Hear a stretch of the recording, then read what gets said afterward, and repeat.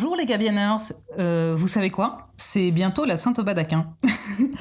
Oui, donc la Saint-Thomas d'Aquin, c'est le 28 janvier. C'est le 28 janvier parce qu'il est né le 28 janvier 1225 et qu'il fait partie des rares saints dont on connaît la date de naissance précise.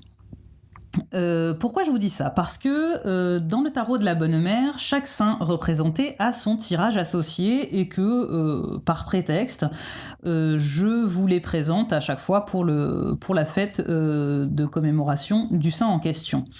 Donc je vais vous faire des vidéos pour vous présenter justement ces tirages, pour vous les expliquer un peu plus en détail.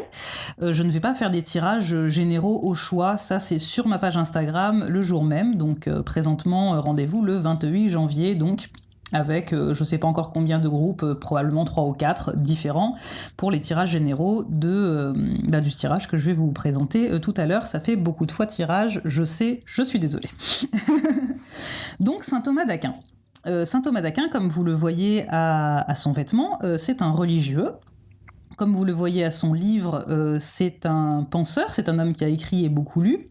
Et comme vous le voyez à son calice, voilà, il était surnommé la fontaine de sagesse. Hein, c'est pour ça que j'ai fait des petites gouttes qui partent comme ça, comme dans une fontaine.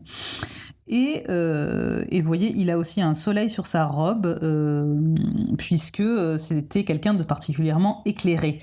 En fait, il est connu comme docteur de l'Église, donc c'est-à-dire reconnu comme docteur de l'Église catholique romaine, c'est-à-dire que sa pensée a fortement imprégné la pensée générale de l'Église, sa théologie, sa manière de considérer Dieu, les pratiques, etc.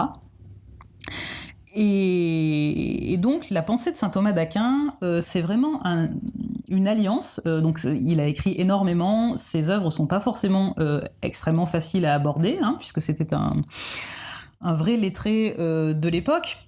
Donc vraiment quelqu'un d'extrêmement érudit, avec des tas de références à la philosophie gréco-latine, à l'héritage juif de la pensée chrétienne, à tout ce qui a été très familier de tout ce qui a été écrit sur la vie du Christ avant son époque. Voilà, et en fait il a fait un condensé de toute cette pensée-là, de toute cette philosophie-là, pour en sortir vraiment une quintessence d'équilibre entre cœur et cerveau, finalement, entre philosophie et passion, entre sagesse et foi. Qui est, du coup, c'est pour ça que dans le tarot de la Bonne Mère, il est le roi de calice. Il personnifie cet équilibre parfait-là, cet état de maîtrise qu'on peut avoir, de savoir à quel moment être dans la passion, à quel moment être dans la raison, sans jamais brimer ni ses pensées, ni ses passions. Donc c'est vraiment, il nous appelle vraiment à pratiquer notre intelligence et notre humanité dans toutes ces nuances et avoir le courage d'affirmer cette complexité, d'être quelqu'un de parfaitement équilibré entre sa pensée rationnelle et sa pensée de cœur, de pratiquer et son intuition et son intelligence rationnelle. Voilà, parce que c'est pas parce qu'on sait que c'est pas bon pour le diabète de manger de la glace à la fraise qu'on va pas en manger parfois, voilà. Et je vous dis ça alors que moi, franchement, le sucre, c'est pas mon truc.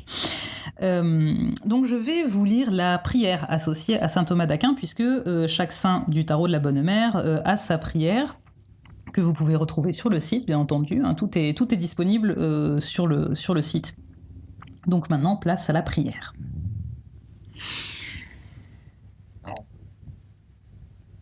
Ô saint Thomas d'Aquin, qui détient une si grande sagesse, apprends-moi à accueillir mes émotions, à les comprendre, à savoir agir en accord avec elles sans en être esclave. Aide-moi à chercher la vérité et la justesse en toutes choses, à contempler l'œuvre de Dieu avec bienveillance. Rappelle-moi d'exercer chaque jour mon discernement face à ma vie et au monde, de reconnaître ce que je peux savoir et ce que je dois accepter, ce que je dois apprendre et ce de quoi je dois me détourner.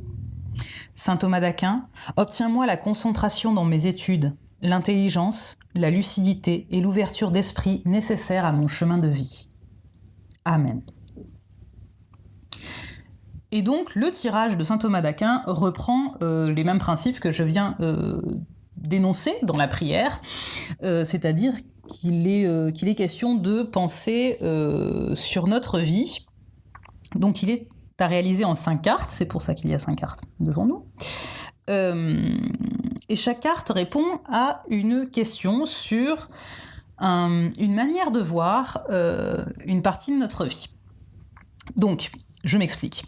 La carte numéro 1, je ne vais pas retourner parce que j'ai juste posé des cartes comme ça au hasard. Je n'ai pas fait réellement de tirage, c'est vraiment pour avoir un support visuel. Donc la carte numéro 1 va nous dire ce qu'il est juste d'admettre. Admettre, c'est-à-dire ce qu'on n'a pas regardé jusque-là et qui pourtant est présent dans notre vie. Voilà, ça peut être de se dire que non, c'est parfaitement normal d'agir de cette façon-là quand le voisin nous dit pas bonjour et qu'en fait, bah non, on surréagit et en fait, on n'avait jamais remarqué qu'on surréagissait et qu'il y a peut-être une raison derrière cela. Donc voilà, je dis des exemples comme ça, mais bien entendu... chacun verra comment il tire, quelle carte il tire et comment la lire. La deuxième carte représente ce qu'il est juste d'apprendre, c'est-à-dire finalement quelle partie de notre vie a été jusque-là peut-être un petit peu négligée et mérite d'être développée. Par exemple, par rapport à l'exemple que je disais tout à l'heure, on peut apprendre la patience, on peut apprendre la compassion, ou au contraire, on peut apprendre à cesser d'être trop bienveillant et à se laisser piétiner. Voilà, donc après ça dépend aussi bien entendu de la carte qui ressort, je donne des exemples comme ça. La carte numéro 3 représente ce qu'il est juste de comprendre, c'est-à-dire qu'est-ce qu'on a déjà recensé, aperçu dans notre vie, on a déjà constaté, voilà, c'est constaté que je cherchais, quel est le mécanisme qu'on a déjà constaté, de dire « Ah tiens, je surréagis parce que telle chose, à telle situation », mais je n'ai pas compris le pourquoi, justement. Il est temps d'aller chercher le pourquoi est-ce que je surréagis à telle situation, ou pourquoi est-ce que je réagis de telle manière à cette situation, ou pourquoi est-ce que je me retrouve toujours dans cette situation. Donc cette carte-là va nous indiquer soit le domaine où il faut comprendre quelque chose, soit la racine de ce qu'il y a à comprendre, si vous avez déjà un peu une idée de ce qu'il y a à comprendre. La carte numéro 4 nous dit ce qu'il y a à méditer, c'est-à-dire quelle thématique ou quel schéma récurrent se trouve dans notre vie, mais en fait, il n'y a pas quelque chose de particulier à comprendre, à corriger ou à défaire. C'est plutôt c'est comme ça et tiens merci c'est comme ça parce que c'est bien que ce soit comme ça, ou tiens c'est comme ça et pourquoi est-ce que ça me fait penser à ça. Ça peut être en fait une porte d'ouverture vers soit quelque chose de très bien, de reconnaître quelque chose de très sain dans notre vie, ou simplement quelque chose à regarder, à constater et voir ce que ça nous apprend de plus sur nous-mêmes. Et enfin, la 5e carte, c'est qu'est-il juste d'espérer. Donc là, c'est plutôt quel est notre espoir prioritaire, je dirais prioritaire. Parce que donc le tarot comme je le pratique, donc le tarot chrétien ou psychologique, ne fait pas dans la divination. Donc en fait, il n'y aura jamais dans mes tirages quelque chose de tiens, qu'est-ce qui va se passer dans 2 mois, ou etc. Donc en fait, qu'est-il juste d'espérer, c'est la porte ouverte à quels changements sont déjà en route en moi et vont me permettre d'arriver à telle chose, ou moi c'est quelque chose qui m'arrive assez souvent où je ne sais pas vraiment ce que je veux espérer, ce que j'attends, etc. Et du coup dans ce tirage là il y aura une carte qui va indiquer l'espoir prioritaire, ce que finalement au fond de nous on espère le plus, ce dont on a le plus envie, ou ce qui est le plus proche de se réaliser parce qu'on a suffisamment travaillé dessus finalement. Donc, bien sûr que moi je le préconise en 5 cartes. Si vous avez un problème de lecture sur une carte ou que vous comprenez pas, vous pouvez toujours adjoindre une carte, enfin tirer une deuxième carte sur chacun des 5 postes pour avoir plus de clarté, ou ajouter des cartes d'oracle, pareil pour plus de clarté sur chacune des 5 parties. Et bien entendu, si vous n'avez pas le tarot de la bonne mère, vous pouvez le réaliser aussi avec un autre tarot. Votre tarot ne s'auto-détruira pas s'il fait ce tirage sans être un tarot de la bonne mère, je vous le garantis. Sur ce, dites-moi si vous le faites. Laissez-moi des commentaires pour si vous avez des questions. Sur ce tirage ou sur autre chose à propos du tarot de la bonne mère. Abonnez-vous, cliquez sur la cloche aussi pour avoir les notifications des prochaines vidéos.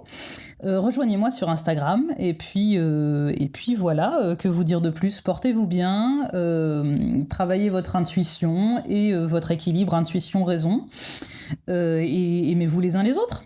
Voilà, à bientôt.